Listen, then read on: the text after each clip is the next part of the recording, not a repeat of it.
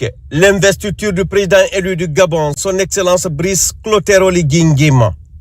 Un événement rehaussé par la présence distinguée de nombreuses personnalités africaines, dont celle du président de la République, son Excellence le général Mamadi Doumbouya. La participation du président de la République à cette cérémonie solennelle témoigne du profond attachement de la République de Guinée à renforcer les liens de solidarité et de coopération avec les pays frères du continent. En prenant part à cette investiture, le chef de l'État a exprimé la disponibilité constante de la Guinée à accompagner tous les dirigeants africains dans un esprit de partenariat mutuellement bénéfique. Dès son arrivée à la loge officielle accompagné de son épouse, Madame Lauriane Doumbouya, le président de la République, son Excellence le général Mamadi Doumbouya, a été chaleureusement accueilli par ses pairs. Sa position au premier rang et les échanges fraternels qu'il a eus avec le président Brice Clotaire Oligui Nguema, notamment une poignée de main et des accolades, ont fortement marqué les esprits. L'ambiance était empreinte de respect, de fraternité et d'unité africaine. Le ministre guinéen des Affaires étrangères, de l'intégration africaine et des Guinéens établis à l'étranger, Dr Maurice Sanda Kouyaté, salue la portée symbolique et diplomatique de cette invitation adressée au président Doumbouya. Selon lui, elle illustre la reconnaissance du rôle grandissant de la Guinée sur la scène politique africaine. Il faut d'abord rappeler que c'est sur invitation personnelle de son Excellence, le président de la République gabonaise, Brice Oligui Nguema, à son frère, Dame, général Mamadi Doumbouya, président de la République de Guinée, chef de l'État. Le ton, les termes de l'invitation ont marqué une exception dans celle du président Doumbouya. Quand nous sommes arrivés, nous avons été accueillis avec une grande ferveur fraternelle, amicale. Et quand je dis fraternelle, ce sont des frères d'armes. C'est la nouvelle génération d'officiers africains qui sont en train de refonder leur pays. Donc, cette vision commune des deux chefs d'État a été prouvée ici, au Gabon. Et vous avez vu, quand le président est passé à l'applaudimètre, comment les populations l'ont plébiscité ici. C'est dire que tout est connu, tout ce qu'il fait est connu de toute l'Afrique, du monde entier. Nous sommes très honorés d'avoir pu répondre à cette invitation et très honorés aussi de l'accueil du peuple gabonais et du président nouvellement élu du Gabon vis-à-vis de la Guinée et de son président. Moment particulièrement fort de la cérémonie, le passage du flambeau symbolique du président Brice Clotaire Oligui Nguema au président général Mamadi Doumbouya. Excellences, distingués invités, mesdames et messieurs, nous assistons au passage du flambeau, symbole de lumière, d'espoir, de responsabilité partagée et de continuité dans le devoir envers les peuples d'Afrique. Ce geste, hautement symbolique, représente l'espoir, la lumière, la responsabilité partagée et la continuité dans le devoir envers les peuples d'Afrique. Cet acte solennel a été accueilli avec enthousiasme et émotion par les milliers de personnes présentes dans les tribunes, exprimant leur joie par de longs applaudissements. Aux côtés de la première dame, Lauriane Doumbouya, le président de la République a brandi le flambeau, clôturant ainsi la cérémonie sur une note d'unité, de solennité et d'engagement pour une Afrique forte et solidaire. En diplomatie, tous les termes ont leur poids. Tous les gestes ont leur poids. Ce qui s'est passé ce soir, c'est que quand le président Oligui Nguema a commencé à recevoir les chefs d'État pour se faire féliciter, il a demandé à ce que le président Doumbouya reste en dernière position parce qu'il avait une surprise pour lui. Quand il a fini de saluer tous ses pairs, il a dit au président Doumbouya, venez, j'ai quelque chose à vous remettre. Il a pris ce flambeau, cette torche allumée, il l'a remise au président de la République de Guinée en disant « Moi, j'ai fait ma part. J'ai refondé mon pays. J'ai organisé des élections. J'ai changé les choses positivement. La seule personne que je vois en train de faire la même chose pour son pays et qui doit être un exemple pour les autres, c'est vous, Monsieur le Président. Donc, je vous passe le flambeau pour que la démocratisation de l'Afrique, la refondation de l'Afrique ne tombe pas à l'eau. Cet acte restera gravé dans les mémoires comme un moment de communion entre deux nations et de leadership africain renouvelé. La grande aura du président de la République un peu partout dans le monde, amis téléspectateurs. Aujourd'hui, la Guinée en l'honneur avec ce grand rendez-vous au Gabon, amis téléspectateurs. Alors, je reçois M. Souleymane Kébé, sénégalais. Bonjour, M. Souleymane. Bonjour, bonjour. Et encore producteur de films. Et voyez ces images avec tout ce que vous connaissez de la Guinée. Oui. Un président de la République qui invite, ça c'est une invitation spéciale, parce qu'il y a l'invitation dans l'invitation. Oui. Il a invité le président de la République à se déplacer de Conakry pour assister à son investiture. Arrivé au Gabon, une autre manifestation de collaboration, de volonté manifeste avec tout ce que nous avons vu, la torche. Cette torche-là, c'est la lumière pour l'Afrique qui bouge. Exactement. Moi, je pense que c'est très symbolique et c'est très fort parce que la Guinée, pour nous, jeunes, moi en tout cas sénégalais, est un pays d'intégrité, de force depuis les indépendances, et un pays de référence. Donc, voir un peu tout ce qui se met en place nous rassure et nous conforte sur l'avenir de la Guinée. Et vous êtes sur le cinéma, on va un peu parler du passé au Sénégal. Je me rappelle dans les années, sinon le 5 avril 1973, oui. On a perdu l'une des grandes figures de notre musique, Feu Aboubacar Demba Camara au Sénégal, suite d'un accident.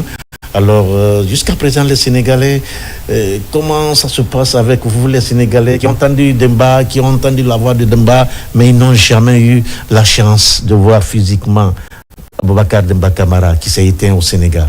Oui, écoutez, comme vous le savez, l'événement tragique qui s'est passé, mais pour moi c'est un symbolisme parce que ça montre tout ce qui devait être fait ou doit être fait entre le Sénégal et la Guinée, qui avorte ou bien qui se met pas vraiment en place. Et pour moi, il est temps qu'on coupe ce cordon-là et qu'on aille dans le fond des choses et que la Guinée et le Sénégal fassent vraiment des collaborations cinématographiques, culturelles et économiques. Oui, la Guinée et le Sénégal. En attendant, je vous informe que notre président arrive aujourd'hui à Conakry, présentement à l'aéroport. Toutes les dispositions sont prises pour recevoir le président Mamadi Doumbouya. Je suis en train de paraphraser un communiqué de la présidence de la République. Amis téléspectateurs, le président de la République, Mamadi Doumbouya, arrive aujourd'hui à Conakry. N'oubliez pas, aujourd'hui c'est le 8 mai. Le 8 mai, c'est une date symbolique aussi pour les autres continents. Si je prends le cas de l'Europe, Hitler a été...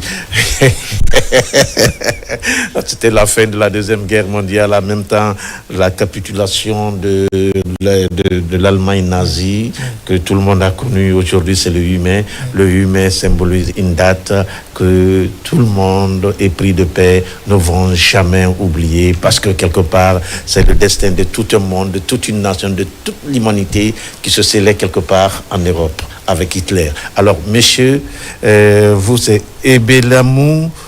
Richard Ebelamou, bonjour. Bonjour. Bonjour, comment ça va? Je vais bien. Vous êtes organisateur du salon de cinéma et aujourd'hui sur ce plateau de Zénith sur Coloma. Je suis membre de Phoenix Fusion, l'un des membres organisateurs de cet événement qui est le salon du cinéma guinéen et qui est à sa 5e édition. La 5e édition, et quoi de spécial pour cette 5e édition? Cette 5e édition, ce qui est plus spécial, c'est qu'on a envoyé des formateurs qui sont venus d'ailleurs, mais que des pays africains. Et la particularité de cette 5e édition, le Sénégal est le pays invité d'honneur. Donc, et c'est pourquoi M. Kébé est présent ce soir sur ce plateau. Effectivement. C'est pourquoi M. Kébé est venu dans ce cadre. Il est aussi venu pour nous aider à installer cet écosystème qu'on va déjà développer tout à l'heure. Mais le cinéma ne progresse pas en Guinée, là. Il n'y a pas de production cinématographique. Les salles de cinéma sont fermées. Et ce n'est pas comme avant. Avant, il y avait les salles de cinéma qui fonctionnaient. Aujourd'hui, pourquoi ce problème se pose à tout le monde? Moi, je pense qu'il y a un problème. Il faut déjà parler il faut mettre un écosystème. Et vous savez quand... L'écosystème, c'est quoi dans les demandes cinématographiques? Il faut mettre en place ces corps de métier. Il faut s'organiser de façon à produire. Il y a des productions, il n'y en a pas assez. Il y a des productions, mais il faut mettre un écosystème en place pour pouvoir tourner à tout moment. Parce que le cinéma peut vivre. Les gens qui ont décidé de faire ce métier peuvent vivre de ce métier. Mais aujourd'hui, on n'arrive pas. Et le cinéma parle. Et pour moi, pour faire cet écosystème, il fallait envoyer des gens qui s'y connaissent, qui connaissent déjà le système et qui essaient de nous apporter ça pour mettre un truc en place. Parce qu'il faut l'accompagnement. On ne peut pas faire du cinéma sans l'accompagnement de l'État aussi. Donc, c'est pour cela M. Kébé est là, François Zélon est là. Et il y a 4 formateurs. Il y a Abdou Sané, il y a Lopi qui sont venus il y a 3 qui sont venus du Sénégal et il y a un qui est venu du Cameroun. Il y a une qui est venue du Cameroun, je voulais dire. Ok. Et avec tous ceux que nous connaissons, nous sommes avec M. Souleymane Kébé. Souleymane Kébé, encore une fois, bonjour. Merci beaucoup. Et le thème de pour la formation, bien sûr, des jeunes cinéastes en Guinée, qu'est-ce que vous avez retenu comme thème? Oui, c'est le mécanisme de la production. En fait, pourquoi la production est importante? Parce qu'en fait, c'est le patronat. Les boîtes de production, c'est le patronat. C'est eux qui embauchent les techniciens, c'est eux qui payent et qui trouvent le financement pour faire ces films-là. Donc si on forme des réalisateurs, des caméramans, des ingénieurs de son, etc., tous les corps de métier, et qu'on ne forme pas des producteurs capables de porter ces projets-là, aller trouver les financements pour faire ce film-là, c'est compliqué. Donc pour cela que le salon du cinéma guinéen cette année a mis l'accent sur ma présence, parce que moi en fait je ne suis pas un universitaire, je suis plutôt un expert qui a produit plus d'une 50aine de films et qui va travailler dans l'aspect pratique des choses, c'est-à-dire comment passer de la théorie à la pratique, comment créer sa société, comment accompagner un projet, comment trouver les financements, comment développer un sujet pour en faire quelque chose d'intéressant et d'important pour le pays, pour l'Afrique. Parce que ce qui est important pour nous, la philosophie qu'on a, c'est comment changer l'imaginaire qu'on a de l'Afrique. Il est temps qu'on rompt avec ce qu'on montrait avant de l'Afrique, une Afrique faible, malade, misérable, etc. L'Afrique est forte, riche, et donc il est temps que nous portions des messages comme ça à la jeune génération de la Guinée, du Sénégal, pour qu'on ait un cinéma différent. Et pour rebondir un peu sur ce qui se passe dans les cinémas, pourquoi il n'y a pas de salle de cinéma, même s'il y avait des salles de cinéma, on voit un peu les contenus, c'est des films d'ailleurs, américains, français. C'est pour ça que le Salon international de la guinéen travaille à ce qu'on fasse des films guinéens qui vont aller dans les salles de cinéma, que les Guinéens puissent consommer local, qu'il y ait le choix de consommer local ou international. Et donc c'est dans ce sens-là que toutes ces choses-là sont... Est-ce que cela est possible maintenant, parce que les gens ont perdu l'habitude de partir dans les salles de cinéma, hein, de regarder à la télé qui est en train petit à petit, la télé a raflé la place des salles de cinéma. En Afrique, c'est pas seulement en Guinée, c'est un peu partout en Afrique. Oui. Les gens n'ont plus l'habitude. Oui, moi je pense que vous connaissez mieux que moi les audiences. Il y a des audiences pour la télé, pour le cinéma, même pour les plateformes, je ne veux pas les citer. L'idée, c'est que finalement, la ligne est fine maintenant. On ne peut plus dire de cinéma, de télé, parce qu'il y a des films télévisuels qui sortent en salle de cinéma. Il y a des films de cinéma qui finissent à la télé. Finalement, c'est l'audiovisuel qui gagne. Et l'objectif ici, c'est de produire des contenus qui intéressent les Africains. Et en ce sens-là, c'est une réflexion qu'il faut poser sur la table. Comment les Guinéens, les Sénégalais, les Africains vont pouvoir faire des films que les Guinéens et les Africains auront envie d'aller en salle les regarder. Et ça, c'est une mission qu'on a, nous. C'est pour ça qu'on travaille avec ces jeunes-là, pour commencer, pas les formater, mais en tout cas pour les accompagner dans leur expertise, pour les pousser à faire des films intéressants, les Africains. Et je pense que quand on fera ces films-là, les Africains iront les regarder, parce que finalement, on les parlera directement On ne passera pas par les codes étrangers, on passera par les codes africains pour véhiculer les messages qu'on peut. Mais il y a des télévisions réservées pour les longs métrages africains qu'on est en train de voir. Mais jusqu'ici, on n'arrive pas à trouver solution. Pourquoi tout ça? Moi, je pense que, par exemple, je vais parler de la Guinée et je vais rebondir sur l'écosystème. Lorsque vous demandez, par exemple, à Souleymane Kébé de venir faire un film en Guinée et que s'il doit envoyer un directeur de la photographie, un opérateur, un pointeur, un machinot, ainsi de suite, ça lui fait un grand coup. Ça fait que il va pas venir, même s'il a envie, il a l'amour de ce pays, il a envie de partager, il va pas venir. Mais si il trouve qu'en Guinée, il y a des techniciens, il va venir. Il sait que la main d'œuvre y est. Il va venir faire son film ici. Et c'est pourquoi il faut faire en sorte qu'il y ait un écosystème en place qui forme des techniciens. Le Salon du cinéma est dans ce cadre. Et là, nous sommes partis dans ce cadre pour former des jeunes et pour les accompagner, pour faire des films. Parce qu'il faut faire des films. Il faut produire. Il faut produire. Et pour produire, il faut des techniciens, il faut des moyens. Et vous savez mieux que moi que le cinéma vend. C'est mieux vendu. J'en parlais tout de suite avec ce jeune Sénégalais. J'ai dit, dès que moi j'entends Sénégal, c'est une image qui vient à moi quand on a perdu l'une des plus grandes stars de notre musique, Aboubacar Demba Camara à Dakar, parce que quelque part, les années 73, on était petits, on était nés, mais très petits, donc ça marque. Et la culture vend une nation, la culture vend un pays. Donc quand c'est comme ça, et je me dis quelque part, il faut que les gens pensent à avoir ce côté-là pour vendre un pays. Ce n'est pas seulement tel, mais il y a la culture qui est la porte ouverte pour vendre telle ou telle direction, tel ou tel pays. Oui. Moi, ce que je voulais dire par ça, et je pense que là, il faut qu'on le dise, c'est une volonté étatique qui accompagne ça. C'était le problème, et c'est le problème de plusieurs nations africaines. La culture est considérée comme du divertissement. C'est pas que du divertissement. Il y a beaucoup de symbolisme autour de la culture. C'est de l'économie. Quand, par exemple, l'écosystème dont il parle est mis en place, il y aura des dizaines, des vingtaines de films qui vont être faits et il y aura de l'argent qui va être dépensé. Et ces jeunes-là qui vont faire ces films-là, ce sera des jeunes qu'on enlèvera du chômage dont on parle. Parce que le chômage, c'est un fléau africain. Si on crée cet écosystème pour l'audiovisuel, qu'on ne considère pas que comme du divertissement, qu'on finance, qu'on mette un fonds en place. Moi, je vous donne l'exemple typique parce que le Sénégal et la Guinée, c'est des pays frères. Et le Sénégal, il n'y a pas longtemps, on n'avait pas de fonds de promotion pour financer les films. Dès lors que le fonds s'est mis en place, le Sénégal a commencé à produire. Depuis lors, on a produit 200 et quelques films qui ont été faits.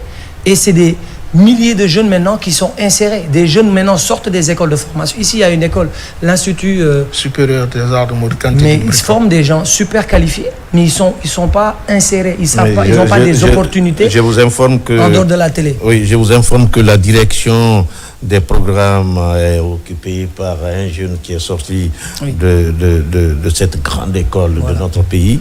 Donc ça veut dire que quelque part le cinéma ou la formation compte beaucoup pour Exactement. Permettre aux jeunes d'être aux appasions des autres pays. Et qu'aujourd'hui, si toi tu as la chance de faire cette formation avec cette nouvelle génération, je pense que ça va aider le pays. Oui, ça va aider le pays, ça va booster économiquement, comme l'a dit Souleymane Kébé.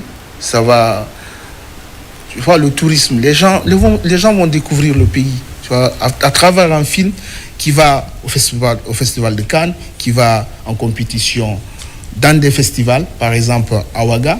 Les gens ont envie de découvrir ce pays, de se dire moi aussi j'ai envie d'aller faire un film là-bas. Maintenant, je vais prendre, moi j'ai fait mon stage au Sénégal, je vais prendre le cas du Sénégal. Quand tu vois le nombre de films qui est produit au Sénégal par an, c'est énorme. Donc, il faut y penser, mais il faut mettre quelque chose en place. Il faut mettre un fonds en place pour pouvoir accompagner, et de façon institutionnelle et de façon financière. Oui, je vais revenir sur M. Kébé. M. Kébé, il y a beaucoup de films que vous avez, 50 films, vous avez dit, ça c'est trop, c'est beaucoup, mais malheureusement, les films produits par votre maison, je pense que c'est pas connu par les Guinéens. Dès que tu demandes à un Guinéen de film sénégalais, il parle de Ousmane Sembène. Or, ça fait des années. Et en Guinée aussi, c'est la même chose. Je pense à cette première génération des cinéastes guinéens et des cinéastes de notre pays. Je pense à ces gens-là, Ibrahim Khalil Diaré, ces messieurs qui ont fait la fierté du cinéma africain. Mohamed Kamara. Voilà. Alors, pourquoi la même chose on n'arrive pas à produire la même chose maintenant là? Pour vous répondre, pour ne pas vous contredire, moi j'ai produit un film qui s'appelle Banele Adama, qui est totalement tourné en poulard, qui était au Festival de Cannes. Et donc figurez-vous que la Guinée est le deuxième pays qu'il a le plus regardé dans les salles de cinéma. Donc quand j'ai eu les remontées de recettes, j'en parlais à Richard, la Guinée, c'est plus de 2700 personnes ou 3700 personnes qui sont parties en salle pour regarder le film. Parce que c'est en poulard, c'est fait avec les codes africains, et puis ils ont consommé ça. Donc la Guinée, c'est un pays de cinéphiles. C'est un pays des gens vaccinés pour aller au cinéma. Mais pour moi, c'est juste quel genre de film nous leur proposons. Il ne faut pas qu'on leur montre des films qui ne les intéressent pas. Donc je pense que dans ce sens-là, après, il faut le savoir que les Ousmane Sembène, les Djibril Diop, Mambéty, etc., ou même si on vient ici en Guinée, tous les grands noms, il y a encore les Mama Keita, Thierno Souleymane Diallo qui font encore un excellent travail, qui représente la Guinée. Pour moi, c'est inadmissible qu'un pays comme la Guinée, avec tous les décors que vous avez et tous les talents qui sont là, que vous ne produisez pas assez de films. Parce que pour moi, il faut juste une volonté de l'État à les accompagner, et vous allez voir, la Guinée sera au centre de tous les sujets en matière de cinéma. Parce que moi, j'en ai vu la preuve avec Thierno Souleymane Diallo qui est venu au Sénégal se former. Il était, je ne sais pas s'il n'était pas le major, il a fait les meilleurs films de sa promo, et là, on voit le résultat. Donc, il faut juste les accompagner. Moi, je pense qu'il faut vraiment que nos autorités comprennent et ne relèguent pas qu'au second plan en disant que c'est du divertissement. Mais le cinéma, et c'est le 7e art. Mais la culture, les industries créatives culturelles, il faut miser sur ça pour qu'un pays se développe. Et pour moi, c'est un plaidoyer. Et il a évoqué un autre aspect tout de suite, c'est la langue.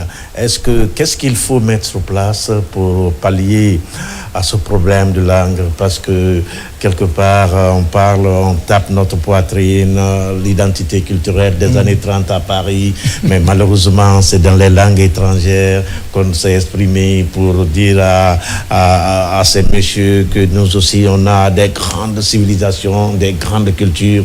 C'est dans la langue française ou dans la langue anglaise qu'on s'est exprimé. Qu'est-ce qu'il faut mettre sur place pour pallier à tous ces problèmes que le cinéma, que les Africains, sur le plan identitaire, puissent résoudre? Qu'est-ce qu'il faut? Vous, les grands cinéastes, vous, les grands spécialistes. Moi, je pense que Souleymane Kébé le disait tantôt, il faut faire des films en langue. Il faut traiter nos sujets à nous. Il faut parler de nos valeurs, parler de nos identités. Si tu fais un film... C'est pas tout le monde qui comprend les langues. Oui. On peut doubler. Si par exemple je fais un film en Pelé, c'est possible de le doubler en Soussou, en Malinké et en Konon, ainsi de suite. Mais déjà, il faut s'identifier. Moi, je regarde des films, j'ai regardé un film japonais, je comprenais pas la langue, mais le film m'attire.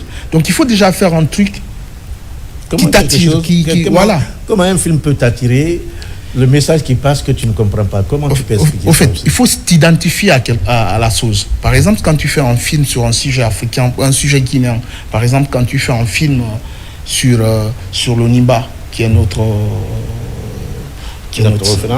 référence, et tu fais sur la déesse, et celui qui est au Fouta, c'est quoi le Nimba? Même s'il ne comprend pas la langue baga, il va vouloir regarder et voir le jeu d'acteur et s'imprégner un tout petit peu. Il va vouloir le traduire en poulard pour savoir qu'est-ce que le message véhiculé veut dire. Ainsi de suite. Est-ce que votre séminaire tient compte à tous ces aspects, à tous ces problèmes pour régler en partie toute cette limitation, toute cette... je ne sais pas comment je peux qualifier, parce que quelque part, quand vous organisez un séminaire, il faut toucher à ces problèmes-là, qu'il ne faut pas négliger. Oui. Ben voilà, c'est pour cela Souleymane est là. Souleymane Kébé, c'est quelqu'un qui est... C'est un grand du cinéma. Moi, c'est quelqu'un de très modeste, mais c'est un grand du cinéma. Le Sénégal, c'est un grand pays. C'est un grand du cinéma africain, c'est même pas que du Sénégal. Souleymane produit un peu partout. Nous, les jeunes que nous sommes, ces jeunes frères que nous sommes, il a accepté d'accompagner le salon du cinéma. Il a à nous accompagner. Et ça a commencé quand? Le salon du cinéma a commencé quand? Le salon du cinéma, les formations ont commencé depuis le 1er de ce mois. Et ça se termine quand? Et le salon, proprement dit, ça commence du 9 au 10. Il y a les panels, les tables rondes, des échanges. C'est quand même un lieu d'échange. Tous ceux qui sont intéressés par... Il y a combien de pays? Il y a le Sénégal qui est déjà un pays invité d'honneur. Oui. Et nous, on n'a pas les moyens d'amener beaucoup de pays. Pour l'instant, on n'a envoyé que le Sénégal et le Cameroun. On n'a pas les moyens. C'est déjà pas mal. Voilà. Donc, les moyens vont venir, certainement. C'est un début. Je ne sais pas si je peux rajouter. Oui, par rapport aux langues, en effet. Mais je tiens aussi à préciser quelque chose. C'est vrai qu'il est temps qu'on fasse des films dans nos langues. Et on le fait déjà d'ailleurs, que ça soit en Guinée ou ailleurs. Mais il faut savoir aussi que le cinéma en langage universel, moi, ma grand-mère qui n'a pas été à l'école, elle regardait les telenovelas. Elle disait, oh, on l'a tué, oh, il l'a frappé. Elle ne comprend pas. Mais c'est les images qui lui parlent. Moi, je pense que les images sont importantes. Maintenant, qu'est-ce qu'on veut véhiculer? C'est important. Si on veut après ratisser plus large, en effet, il y a une possibilité maintenant avec les studios de doublage de doubler dans toutes les langues qu'on veut. Donc pour moi, le message apporté est important. La cible, on verra. Toi, tu parles de novelas. Moi, je me rappelle, il y avait une série en Guinée qui avait fait tellement de bruit. Billy et Bébé, vous vous rappelez? Billy et Bébé, c'est des gens, c'est des troupes de la RTG qui jouaient pour les téléspectateurs guinéens. Mais franchement, même au Mali, partout, on parlait de Billy et Bébé. Mais malheureusement, Bébé est en train de se trouver. Elle est quelque part ici à Conakry. Personne ne s'intéresse à Bébé. Billy, je ne sais pas qu'est-ce qu'il est devenu. Et ils ont même fait un reportage sur Bébé à la télévision nationale. Et voilà des valeurs qu'il faut rechercher pour mettre au devant. Quand même. En effet. Ça, c'est vrai. Mais tonton, c'est ça exactement. C'est parce qu'il n'y a pas un écosystème en place. Si, par exemple, cette dame joue suffisamment dans des films. Il y a des films qui viennent où on a besoin d'une mère. Elle est là pour jouer. Elle interprète des rôles. Elle a ses cachets. Ça la permet de vivre. Donc c'est de là que je parle de l'écosystème. Qu'il faut un écosystème pour que cette industrie bouge. Oui, pour la faire bouger, il faut vraiment installer. Parce que je me rappelle même, elle est en train de vendre le charbon dans un quartier de Conakry, ce qui n'est pas normal. Ce qui est, moi, je me dis quelque part dans un pays sérieux, quand c'est comme ça, je ne sais pas qu'est-ce qu'il faut faire avec tout ce que nous connaissions. Ce n'est même pas elle seulement, les troupes PC, Benda, toutes ces grandes troupes de la RTG, je ne sais pas qu'est-ce que les gens là sont devenus. Est-ce qu'ils sont en contact avec la direction générale ou pas? Je ne sais pas. De toute façon, moi je pense que c'est des problèmes auxquels il faut penser, M. Kébé. Alors avec tout ce que nous avons aujourd'hui comme talent, comme investissement sur ce plan, et qu'est-ce qu'il faut pour l'avenir, pour éviter de telles choses en Afrique? Ousmane Sembène, qu'est-ce qu'il est devenu? Il est décédé. Il est décédé, oui. Malheureusement. Alors, alors, monsieur l'organisateur, il y a combien de participants chez vous pour ce séminaire? On a envoyé 4 personnes, 3 Sénégalais. Et non, les Guinéens, les jeunes Guinéens. Les participants, une vingtaine de jeunes, je veux dire comme ça, qui sont formés en production, en écriture de court-métrage, et qui sont formés en écriture de série, que Françoise anime, et en assistant réa, que Abdoul Si anime. Assistant réalisateur. En fait, ils ont choisi de ne pas prendre beaucoup de personnes pour que la formation soit vraiment effective et que les gens puissent vraiment en sortir avec des bagages et des outils pour être directement employables.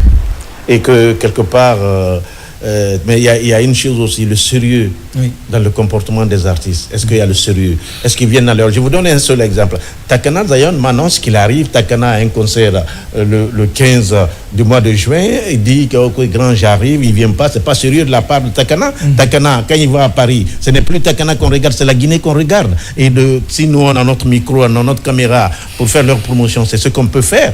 Parce que quelque part, on a besoin que, quand on va dire le rendez-vous culturel pour les Africains, on se présente quelque chose.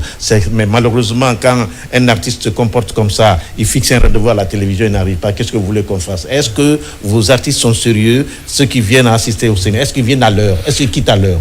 Oui.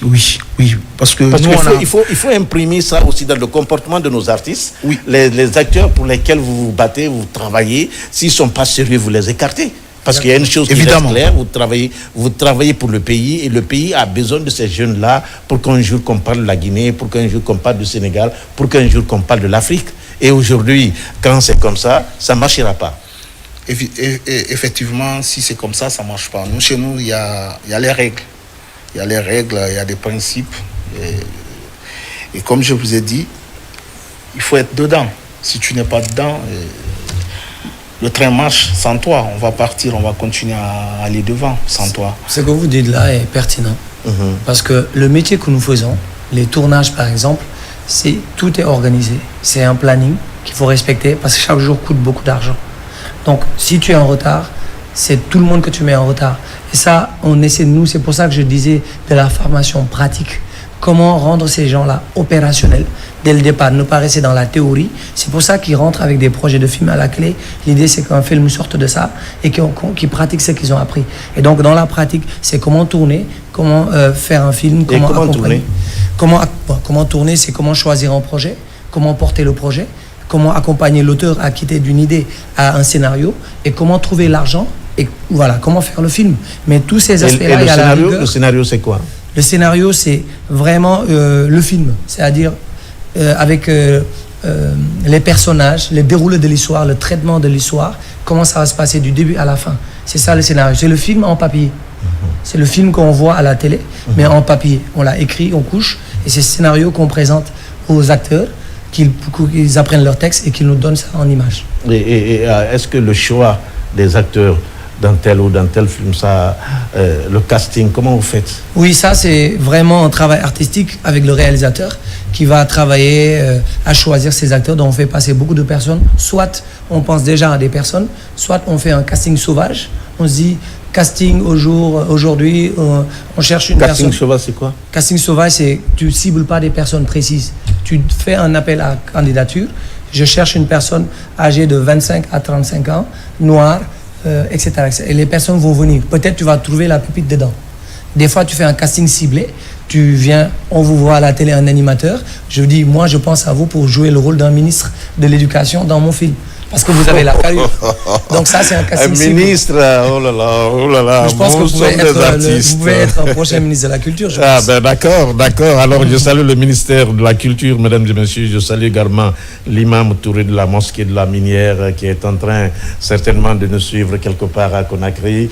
Et je suis dans l'émission Zénith avec monsieur Ebe Lamou, Richard Ibelamou, organisateur de l'événement Salon du cinéma, 5e édition, et monsieur Suleiman Kébé, producteur de films, il est sénégalais, aujourd'hui dans votre émission Zénith sur Koloman. Et nous allons toujours partir avec votre organisation, le Salon du cinéma. Mais pourquoi le mois de mai vous organisez ce salon? Vous savez qu'il y a la pluie aussi? Oui, on sait.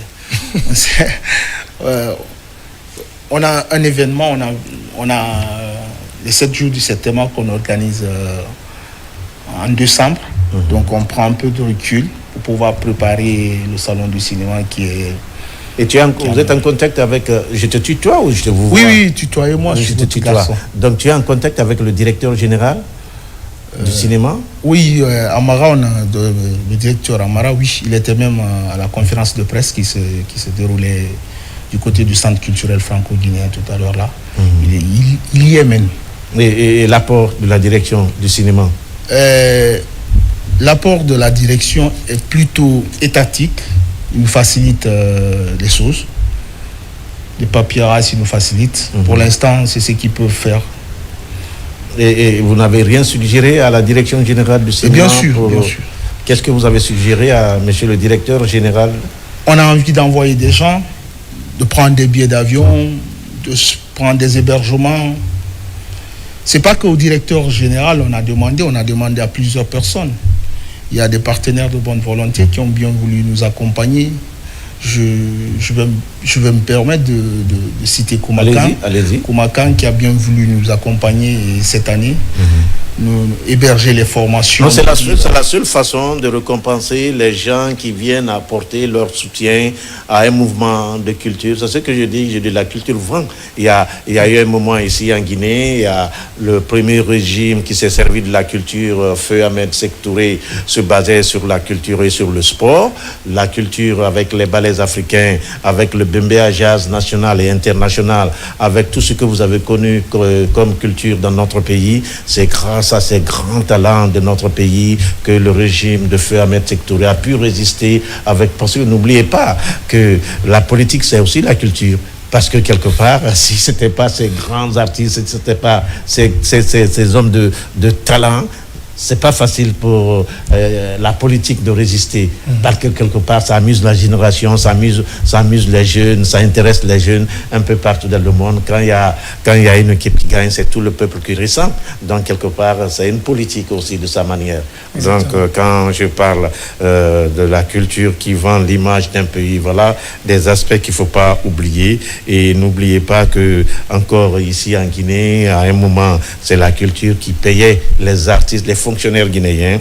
Nkrumah a donné 10 000 livres sterling, 10 millions de livres sterling à monsieur le feu président Ahmed Sékou Touré qui entretenait les ambassades et les fonctionnaires. Et vous avez Nkrumah même à terminer sa vie en Guinée. Tout ça, ça compte. C'est grâce à la culture que cela a été possible. Je vous informe que les ballets africains de Guinée sont l'œuvre de feu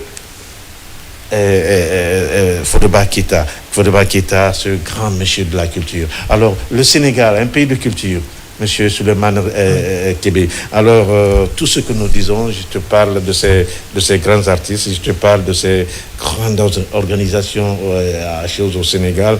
Et qu'est-ce que vous voyez en Guinée qu'on peut exploiter pour que la Guinée essaie de vendre son image à l'international? Écoutez, moi, c'est la première fois que je viens à Conakry. Je disais à Richard que j'ai fait, moi, 24 capitales africaines. Et je lui disais hier que la Guinée n'a rien à envier aux autres capitales.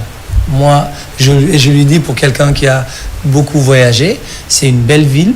Le transport est fluide, les routes sont bonnes, les gens sont accueillants.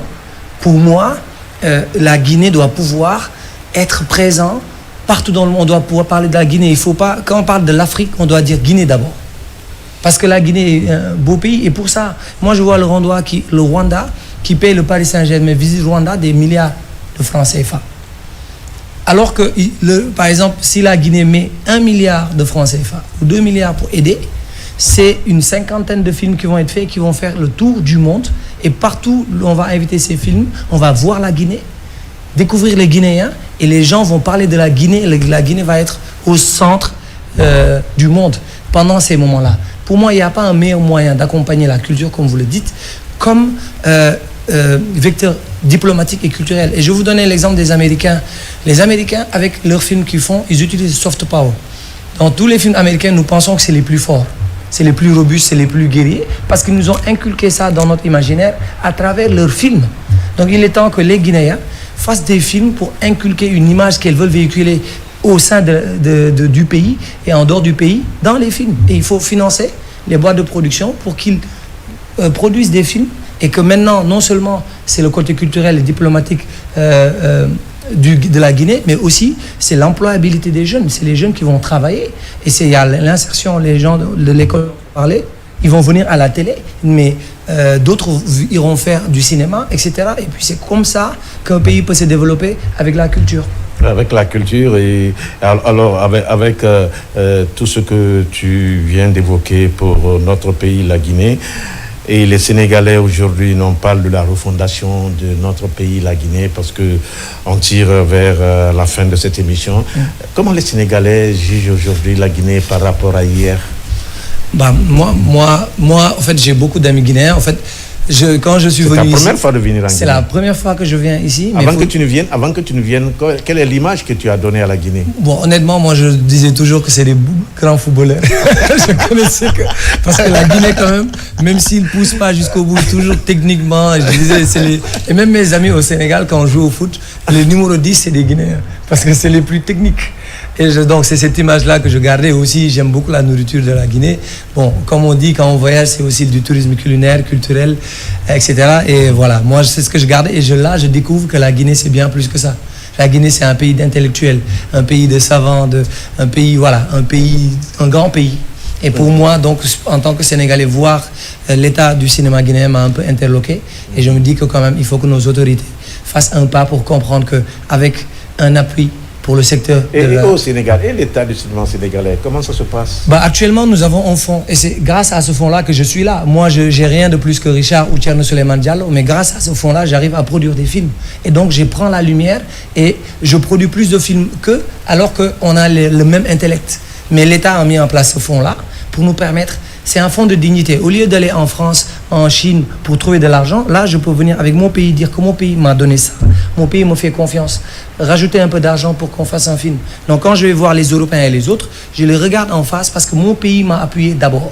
Donc, il faut que le pays croie en ses talents, nous épaule, nous aide pour qu'on puisse être fort ailleurs. Et donc, le Sénégal a réussi à faire ça avec le fonds et puis nous accompagne. Et c'est pour ça qu'au Sénégal, maintenant, au dernier FESPACO, le Sénégal avait 23 films. Et ces 23 films, ça a été fait totalement au Sénégal, avec des Sénégalais à 95%. Donc pour moi, c'est ça la force. Et la Guinée avait combien de films? Il y avait des films d'école. Deux films d'école. Deux films d'école. Deux films? Trois films. Trois films qui sont sortis de Sagousita, qui sont sortis ici. Quatre films. Par rapport à combien? Par rapport à 23. Non, mais c'est des films d'école. C'est même pas...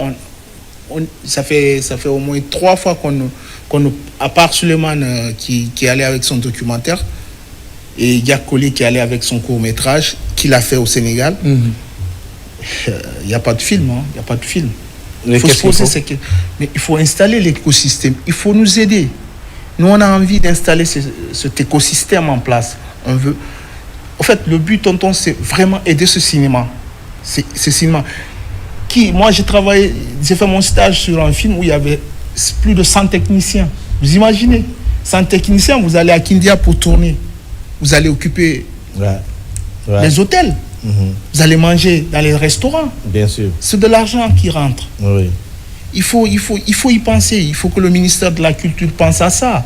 Il faut qu'il aide le NACIG à mettre le FODIC en place. Et moi, je sais pas comment notre ministère de la Culture fonctionne. Je ne me suis jamais intéressé. Et ça ne m'a pas intéressé parce que moi, je me disais quelque part que toujours, quand il y a un ministre, autour de ce ministre, c'est un clan qui se forme. Et que non. Bill de Sam, je suis l'un des messieurs. On a eu cette chance-là de montrer ces jeunes à la télévision, ainsi dans l'émission Découverte. Je me suis dit, oh, mais il faut pas te voir ton petit Bill de Sam. Je n'irai jamais voir un ministre parce qu'il y a ceci, il y a cela. Moi, je sais que quand ça fonctionne bien, tu n'as même pas besoin de m'appeler. Je viens, mais quand je sais que ce n'est pas ça, ça ne m'intéresse pas. Et le ministère de la Culture, bravo, mais moi, c'est pas mon affaire. Tonton, je vais rebondir sur ça. Il y a Souleymane qui disait ça à quelqu'un hier, je tais le nom. Et ce monsieur disait, les jeunes, vous devez venir vers nous. Vous devez venir vers nous pour nous dire ce que vous avez besoin. Non, tu es en train de voir ce qu'on est en train de faire. Et je profite de l'occasion pour dire paix à l'âme du président de Phoenix, qui était Mohamed, qui est décédé le 5 décembre passé, et qui a mis en place, qui a mis en place tout cet écosystème. Il faut déjà venir vers ces jeunes qui ont envie. Nous, on a envie. Nous, on a envie de mettre quelque chose en place. Amener Souleymane Kébé en Guinée demande des moyens. Et demande de la diplomatie pour l'amener en Guinée. Et la volonté est là. Et maintenant, toi, tu vois, toi peut-être tu as démarché plusieurs fois pour le voir, impossible. Lui, nous, on a su l'amener. Mais Viens, apporte-nous ce que tu peux faire. Aide-nous à enrichir ce qu'on veut faire. Aide-nous à installer cet écosystème et à pouvoir aider nos jeunes frères. C'est pas que moi, je ne vois pas que Richard, je ne vois pas que Hadja et Omar.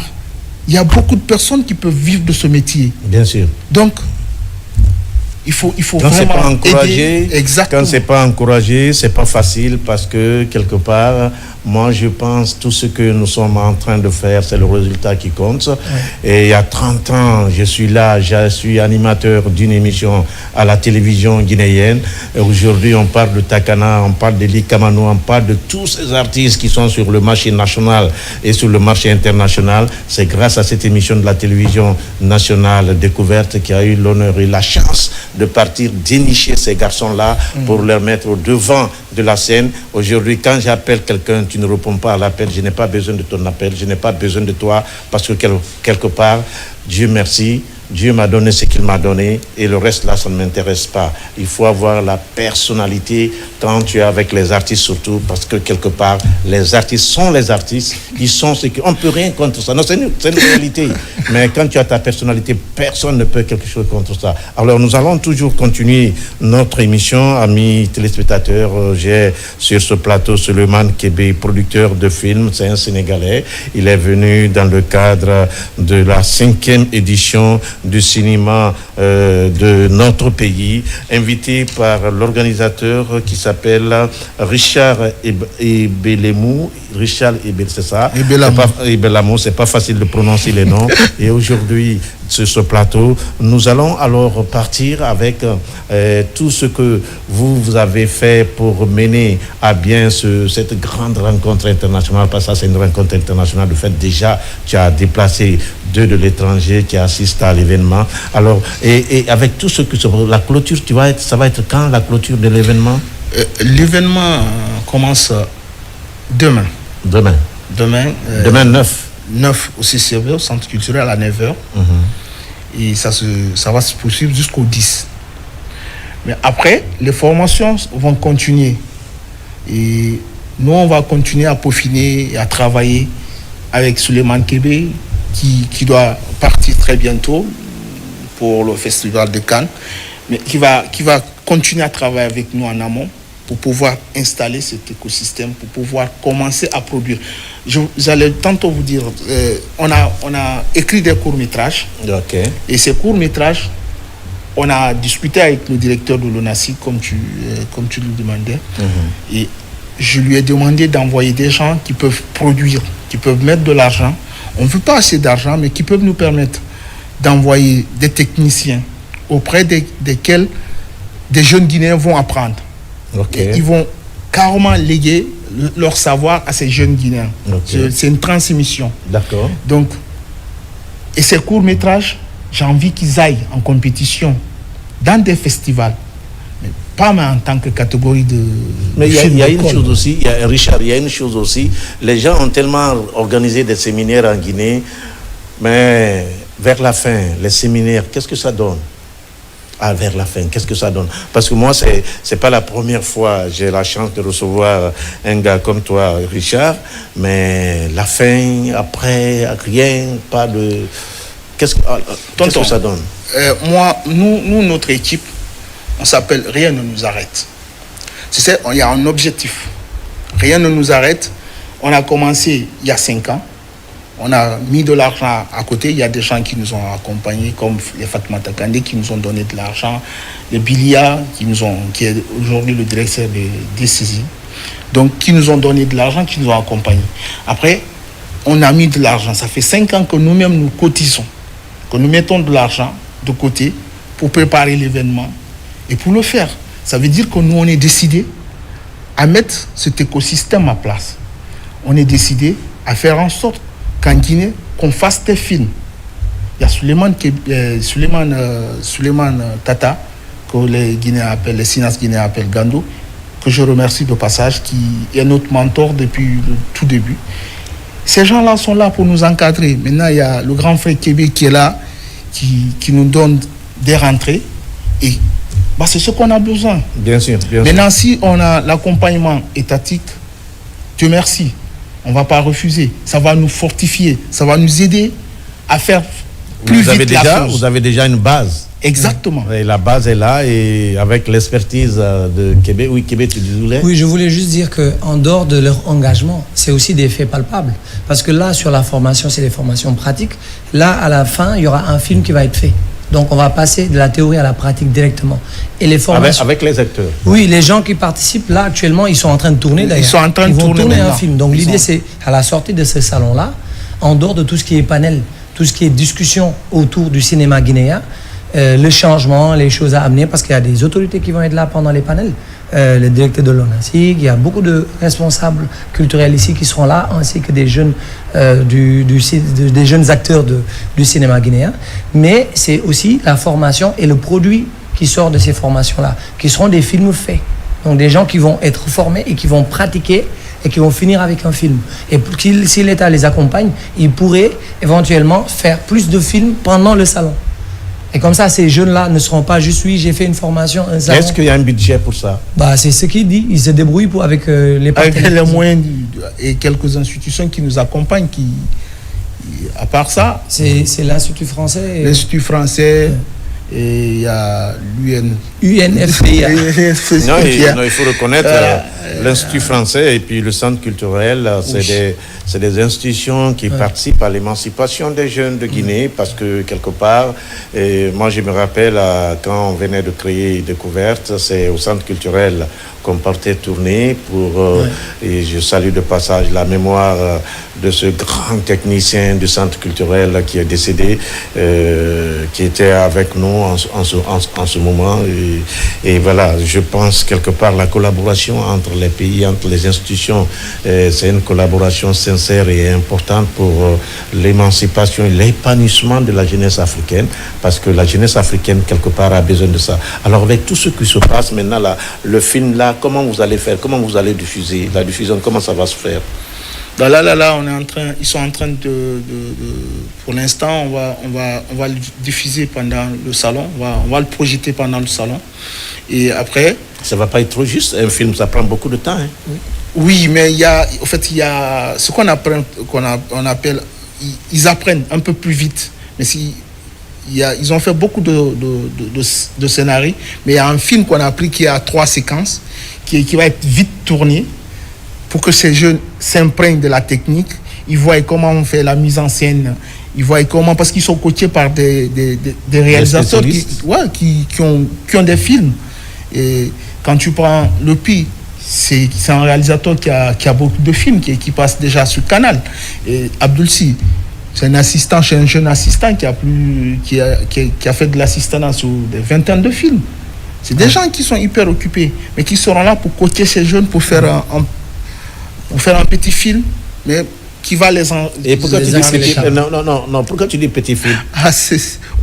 J'ai dit petit film parce que ça va pas être un truc où il y a tout ce tarmada de techniciens et autres là. C'est pour les imprégner, c'est pour leur donner l'envie d'être sur ce métier, de croire à ce métier, c'est leur donner le goût, si je peux me le permettre. Comme vous le dites tout à l'heure, on ne peut pas faire un film en si peu de temps.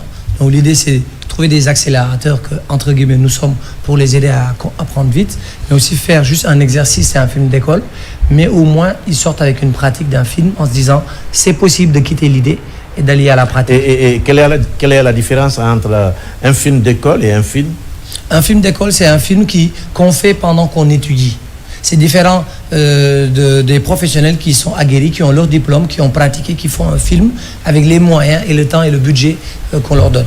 Donc là, c'est des jeunes qu'on met dans une situation express de travail, de pression, en leur donnant les outils pour qu'ils nous produisent quelque chose. Et à partir de ça, ça va casser des barrières en se disant c'est possible. Est-ce que ça ne va pas jouer sur leur carrière? Parce que déjà, un film, c'est avec un budget. Et si vous réalisez un film sans budget, est-ce que ça ne va pas leur donner déjà une mauvaise image de ceux qui sont en train de faire? Non, il y a un budget. Attention, il y a un petit budget que j'ai mis en place. Il y a Oularé qui est là-bas en tant que producteur. Au fait, c'est le mécanisme qu'on a mis en place, qu'on est en train de voir. Il y a déjà un producteur qui est avec eux, qui gère tout ce qui est argent, qui gère tout. Donc c'est quand même un truc qu'on est en train de mettre en place pour leur dire, les gars, on peut le faire. Vous voyez ce que vous avez su faire. Donc si on se donne les moyens, on peut faire mieux. Ouais. Mais c'est surtout qu'aussi il faut s'adapter à l'écosystème à présent. C'est qu'actuellement il n'y a pas de financement ni rien. Les gens sont obligés de faire comme ça. Ils sont obligés de trouver un moyen de faire un film à moindre coût et qui n'est pas long dans la durée. Et au Sénégal, la même chose s'est passée. C'est passé comme ça. Mais jusqu'à présent, moi j'organise le Festival international de films documentaires Saint-Ludoc. Et pendant une semaine, on a formé des jeunes. Ça s'appelle Pocket Doc. C'est des films faits avec des téléphones où des jeunes, pour la première fois, ont fait un film en 2 jours. Mais là, c'est juste pour leur permettre. Il n'est pas forcément obligatoire d'attendre d'avoir 1 milliard de francs guinéens pour faire un film. Pour avoir tous les éléments. Voilà, il faut débuter par quelque chose, il ne faut pas avoir peur d'y aller, d'essayer, jusqu'à ce que l'État vienne nous retrouver. Parce que si on attendait que l'État... Et en tournant un film, quelle est la partie la plus difficile à tourner? C'est la partie la plus difficile de l'étape de tournage ou de l'étape de tournage? De tournage. Je pense que toutes les étapes sont difficiles. Mais en tout cas, dans le cadre d'une production, c'est l'étape de rechercher l'argent qui est difficile. Parce que finalement, c'est le nerf de la guerre. Tu peux avoir du talent, des techniciens, et tout si tu n'as pas l'argent pour payer la voiture qui va accélérer, l'acteur, la caméra, le son, tu ne peux pas possible. Et payer aussi les gens qui travaillent. Donc, c'est des valeureuses personnes qui sont compétents et qui sont sous-cotés. Parce que les techniciens de l'audiovisuel et du cinéma, vous avez vos caméramans, tout le monde ne peut pas faire ce boulot. C'est tellement technique. Mais il y a une chose aussi, on assiste aujourd'hui à ce qu'on peut appeler ça un développement extraordinaire des réseaux sociaux. Des réseaux sociaux, de l'information, ces nouvelles technologies, je ne sais pas comment vous pouvez appeler ça. Oui. Donc ce qui fait que hier, s'il faut 2 ou 3 jours pour filmer seulement l'angle que tu vises, il faut 2 ou 3 jours. Aujourd'hui, en une seule journée, tu peux avoir les images là. Vous avez répondu à votre propre question, comment on peut faire le film en si peu de temps. Parce que maintenant, les nouvelles technologies, les bonnes personnes et les engagements des personnes qui sont autour feront que cette fois-ci, nous pourrons proposer un film au salon pendant que l'activité se passe. Et Kébé, bon, donc je reviens sur Ousmane Sembène. Est-ce que vous avez eu cette chance-là d'être visionner le film d'Ousmane Sembène? J'ai vu tous ces films. Tu as vu tous ces films. Oui. Et qu'est-ce que tu reproches de la réalisation des films d'Ousmane Sembène? Reprocher, je n'ai pas encore fait le quart de ce qu'il a fait. Donc je ne suis pas encore au niveau de faire des reproches. Toutefois, je peux apporter un avis en disant que c'était des visionnaires parce qu'avec le peu de moyens, moi je pense juste maintenant quand on tourne, il y a un problème, tu appelles le téléphone, on ne tourne pas, on déplace. Les gens étaient tellement, c'était les lettres, le téléphone, l'organisation, la logistique autour de ces films-là était compliquée, recherche de financement et ils étaient en avance sur leur temps. Maintenant, en tant que cinéphile, je peux soit aimer ces films ou pas, mais reconnaître tout le travail qu'ils ont mis en place et les combats qu'ils ont menés pour nous permettre, nous, à notre génération, de pouvoir former d'autres personnes, parce que moi, je suis un produit d'un de ces produits. Ah bon, comment? Oui, parce que quelqu'un qui l'a formé, qui est Dembélé, qui était dans Yao, qui a travaillé pour lui, nous a formés, nous aussi. Et nous, on forme, c'est-à-dire, donc même ces jeunes Guinéens que je forme deviennent des produits d'Ousmane Sembène. Parce que finalement, c'est à travers la transmission dont il parlait, qui est de génération en génération, qu'on en arrive là. Nous, on n'a rien créé. Vous avez tout fait avant nous. Donc, on essaie juste... Non, c'est vrai, nous essayons juste d'encadrer les choses et de les contextualiser. Bien sûr, bien sûr. Bien sûr. Bon, moi, je pense quelque part avec tout ce qu'on a connu de ces grands messieurs du cinéma et aujourd'hui les jeunes emboîtent le pas. Moi, je pense que c'est déjà positif pour l'Afrique, positif pour le continent et que quand on arrive déjà à reconnaître le talent de ces anciens, moi, je pense que c'est des mérites aussi qu'il faut saluer de votre part et de la part de ceux-là qui ont eu la chance d'être là pour la première parce que c'était pas évident. Ce que les gens oublient, dès qu'un Africain arrive à faire quelque chose bien noir, on dit pour la première fois. Pour la première fois, ça, c'est des connotations qu'on donne à nous les Africains, à nous les Noirs, pour dire qu'on ne mérite pas ce qu'on fait, ce qu'on est en train de faire. C'est-à-dire, moi je pense c'est un peu péjoratif parce que quelque part, on ne dit jamais, quand un blanc fait quelque chose, on ne dit jamais pour la première fois. Ça c'est normal, ça doit se faire. Donc il y a ces petits trucs-là qu'on revient à tout moment parce que quelque part, l'Afrique aussi, c'est un continent, on doit être fier de notre continent et que le continent africain, c'est un grand continent de culture et de civilisation. Surtout que encore une fois, nous, notre culture se base sur l'oralité, et l'oralité là qui part de bouche à oreille, de génération en génération. Moi je pense c'est des éléments qu'il faut exploiter dans le cadre bien sûr du cinéma. Ouais. Est-ce que ça a sa place chez vous? Oui, mais bien sûr. Et là, on est à la maison de l'oralité. On est à Koumakan. Et Petit Tonton, vous le connaissez. Oui, Petit Tonton. Donc, il est là-bas, il a entretenu les jeunes, il a échangé avec les jeunes. On n'oublie pas ces aspects-là. On est vraiment en train on est préparé à tout ça. Parce qu'on ne veut pas faire des films pour plaire aux autres.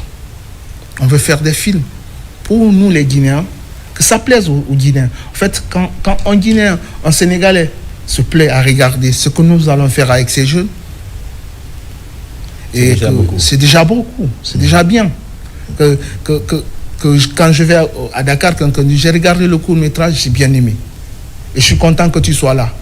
Et comment tu fais ta collaboration avec les télévisions RTG, Yuma, avec la télé de Antonio Soare? Est-ce que tu as pensé avoir une collaboration avec ces télévisions pour qu'un jour on puisse diffuser vos éléments dans ces télévisions, parce que c'est quand même un support pour vous? Oui, mais bien sûr, bien sûr. Et on a envoyé des courriers et on en a même parlé ce matin. Il y a Suleiman qui a parlé d'un mécanisme et qui va nous enseigner, nous, parce que nous on apprend tous les jours de lui, pour pouvoir proposer ça à la RTG par exemple, à d'autres scènes de télé, pour pouvoir accompagner nos idées. Surtout qu'à la direction de programme, tu as un professionnel. Oui. Alama Bangoura, c'est ça, c'est un jeune sortant de la grande école de Brika que tout le monde parle aujourd'hui. Morikate, c'est ça. Oui. Donc, tu as un professionnel. À la programmation également, il y a le jeune Diallo qui est aussi un professionnel. Il n'y a que des professionnels présentement à la RTG d'image, bien sûr, parce que Dobrika forme les talents qui travaillent avec les images. Et Alama Bangoura, c'est un spécialiste de ce domaine. C'est grâce à lui, d'ailleurs, j'ai l'honneur et la chance de vous recevoir sur ce plateau. Et alors Kébé, on va à présent partir avec l'expérience sénégalaise. Oui. Est-ce que l'expérience sénégalaise peut servir la Guinée sur ce plan? Moi, je trouve que la Guinée peut même s'en servir et parfaire l'expérience. Parce que nous, on a été les cobayes pour la Guinée. Parce que moi, honnêtement, quand je viens en Guinée, je dis que le public qu'on a au Sénégal, c'est aussi c'est le même public qu'on peut avoir en Guinée, vice-versa. En fait, c'est un marché. Il faut qu'on s'arrête de s'enfermer dans nos marchés. Il faut qu'on commence à parler guinéen. Quand tu vas au Nigeria, ils sont 200 millions, ils ont un public. Il faut qu'on essaie, dans l'écosystème dont tu parles, qu'on essaie d'avoir un public donc guinéen, sénégalais, malien, etc., qui vont pouvoir consommer les mêmes choses, avoir les mêmes repères, parce que finalement, quand je disais que le Sénégal et le Mali étaient un seul pays avec la fédération du Mali, quand je vois tous les Guinéens qui sont au Sénégal et tous les Sénégalais qui sont en Guinée, et voilà, les similitudes dans nos cultures, on peut vraiment avoir un seul marché. Et l'expérience du Sénégal a fait que nous, on n'avait pas de fonds jusqu'en 2014. Moi, j'ai commencé à produire avant. Et je galérais vraiment, j'avais du mal à exister. Moi, je suis juriste de formation. Et mon père, il me disait, va travailler dans le droit. Tu auras un travail stable. Ce que tu fais là, ce n'est pas un métier. Regarde, tu n'arrives même pas à t'en sortir. Et finalement, c'est un métier. Parce que pendant cette période-là, j'allais enseigner dans les autres universités d'autres pays pour donner mon expertise. Parce que c'est une expertise. Mais je n'avais pas où l'appliquer. Et donc, dès lors que le fonds est arrivé, parce qu'il faut que... Tout à l'heure, vous avez posé une question à Richard. Comment mettre en place cet écosystème-là? Il faut commencer à créer un fonds pour le cinéma. Parce que ce qu'on croit, même si le cinéma fait partie de la culture, le cinéma regroupe toutes les cultures au sein du cinéma. Moi, quand je fais un film, je dois payer des droits à la musique. Soit c'est une musique originale que je fais et je compose, je paye un compositeur pour qu'il fasse la musique, ou bien j'achète les droits à des musiciens pour des musiques existantes. Je vais aller dans les tableaux, dans les décors, il faut des tableaux et autres. C'est des artistes plasticiens avec qui je travaille qui ont leurs œuvres et qui nous donnent leurs œuvres qu'on loue ou qu'on paye. Il y a beaucoup, la danse. Des fois, tu utilises il y a des films où il y a des danseurs, etc. Tout ça, c'est des chorégraphes qui composent. Il y a tous les corps de métier qu'on regroupe dans le cinéma. Donc, aider aussi le cinéma, c'est aider tous ces corps de métier-là parce qu'on travaille avec eux directement. On ne peut pas faire sans eux. Donc, il faut qu'on comprenne que actuellement, il faut que l'État mette en place un système pour accompagner ces producteurs-là. Si on les accompagne, eux-là, ils vont pouvoir recruter des personnes dans leur société, produire des films, embaucher des jeunes. Et donc, ça va créer, pour l'économie de la Guinée, beaucoup d'entrées d'argent et d'occupation de ces jeunes-là. Et puis, après, la culture va vivre. Donc, l'écosystème va se mettre par un fonds, après une procédure. Vous parlez tout à l'heure, vous, en tant qu'homme public, que vous n'allez pas aller dans les ministères parce qu'il y a des clans qui se forment. Pourquoi les clans se forment autour des ministères? Parce qu'il n'y a pas des process mis en place. La nature a horreur du vide. Quand il n'y a pas des process, tout le monde va venir, c'est je connais tel. Quand il y a un fonds, un appel à projet, venez en janvier ou en juin pour déposer vos projets, on va étudier. Un process, les gens sauront où passer pour avoir un financement ou pas. Mais quand tu ne sais pas, c'est là où tu vas toquer à gauche, à droite. Certains vont être aidés, d'autres vont être lésés. Et c'est la frustration et ça crée de la jalousie. Et ça va entériner un peu la faillite qui nous concerne. Donc, un fonds, un accompagnement, des films accompagnés. Et puis après, un audit pour contrôler que l'argent va à la bonne personne. Et puis, ça va arriver. Quand les financements vont arriver, les films vont se faire. Les moments dont vous parlez là, au Sénégal, il y a des acteurs qui tombent malades. On fait des quêtes pour les soigner. C'est dommage parce que de leur vécu, quand ils travaillaient, il n'y avait pas un statut de l'artiste vraiment ou du technicien qui lui permettait de payer aux impôts, de payer pour sa retraite et pour son assurance. Donc, créer cet écosystème-là, ça fait que les professionnels qui vont être dans le milieu pourront verser leur retraite, pourront verser leur assurance. Quand ils vont tomber malades, ils pourront se soigner eux-mêmes avec dignité. Ouais. Donc voilà, c'est ça l'écosystème dont Richard parlait. Suleiman Kébé, producteur de films sénégalais, amis auditeurs. Alors, on va clôturer cette émission. Avant de clôturer cette émission, vous savez, il y a un film qui a marqué l'humanité tout entière. Vous avez entendu Titanic? Oui. Titanic, un film de 1997. L'événement a eu lieu avant 1997, c'était, je pense, en 1921. Un homme riche qui a voulu mettre, c'était un banquier, qui a voulu mettre son argent dans les projets. Et le projet qu'il avait, Titanic faisait partie. Titanic, c'était le deuxième bateau. Il avait prévu 2 bateaux de ce genre. Titanic, c'était le premier. Au moment de l'essai, Titanic a coulé. Il y a un réalisateur qui a profité, il a tourné un film. Oui. Alors un film comme ça, est-ce que vous les Africains, réalisateurs, les cinéastes africains, vous pouvez penser à une réalisation comme ça, à un film comme ça un jour en Afrique? Moi je pense que vous avez déjà des exemples de films qui se font avec des explosions, des tempêtes. Quand vous voyez la pirogue de Moussa Touré ou un Touré en pleine mer où il y avait des vagues qui envahissaient, les effets spéciaux ne nous sont plus inconnus. Est-ce que vous savez que moi sur Banel et Adama, le film qu'on a fait, il y avait une tempête qu'on a créée en VFX en studio. Celui qui s'occupait de ça, c'était un Malien qui a grandi au Mali et qui est parti en France, continue ses études et qui travaille pour eux et qui fait tous les effets spéciaux qu'on voit dans les grands films français. Donc ça veut dire que c'est pour ça que je disais tout dépend de la volonté étatique à accompagner les professionnels. Si on nous met dans les conditions... Tu veux me dire que le réalisateur de Titanic, c'est un Malien? Non, je veux juste dire... Non, le réalisateur de Titanic, c'est pas un Malien. Je voulais juste dire par là que ce qu'ils ont fait dans Titanic, c'est les effets spéciaux. C'est encadrer un tournage, mettre les personnes qu'il faut pour le faire. Moi, avant, quand j'ai débuté, j'avais du mal à dire comment ils font pour tirer et que ça fasse des trous et le sang. Mais moi, j'ai produit Sira d'Apolline Traoré, où il y a des terroristes, des explosions, des gens qu'on tue, des têtes qui explosent. Et moi, avant, je regardais ça à la télé, mais maintenant, je touche ça du doigt. Parce que j'ai acquis l'expertise pour faire ça. Et donc, c'est pour ça que je dis, rien ne nous empêche de faire ça, parce qu'on a les talents chez nous. Il faut juste qu'on nous forme et qu'on nous donne les moyens. Vous allez voir, on va faire mieux que Titanic. La voie du changement est en marche. Il ne faut pas que ça soit juste une vision des jeunes, il faut que ça soit une vision étatique des jeunes, de tout le monde, pour qu'on y arrive. Richard? Bon, comme il a dit, le changement, la voie du développement, c'est le CNRD est dans ce sens, donc il faut accompagner. La refondation. La refondation, effectivement. Donc il faut penser à nous les artistes, il faut penser aux sciences. Pour cette refondation, il faut penser à nous autres aussi. N'est-ce pas? Oui. Et tu crois à la jeunesse guinéenne? J'y crois fermement. Sinon, je pouvais partir vivre ailleurs, comme les autres, comme tout le monde. Ouais. Mais je crois qu'ici, on peut faire du cinéma et ensemble, on va le faire. Ok. Alors, le dernier mot, Kébé? Je pense que son dernier mot, c'est vive l'Afrique, vive la Guinée. Et vraiment, croyez en vous, parce que nous, on vous regarde avec des étoiles dans les yeux. Et je trouve que vous ne vous rendez pas compte de tout ce que vous avez. Mettez-la en valeur. Voilà. Amis téléspectateurs, votre émission Zénith de ce matin pratiquement terminée.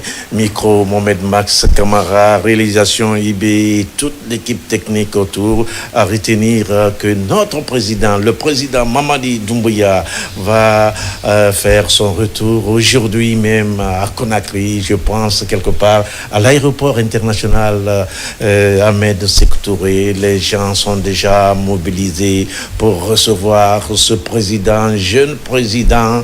Amis, vous avez vu les images au Gabon, une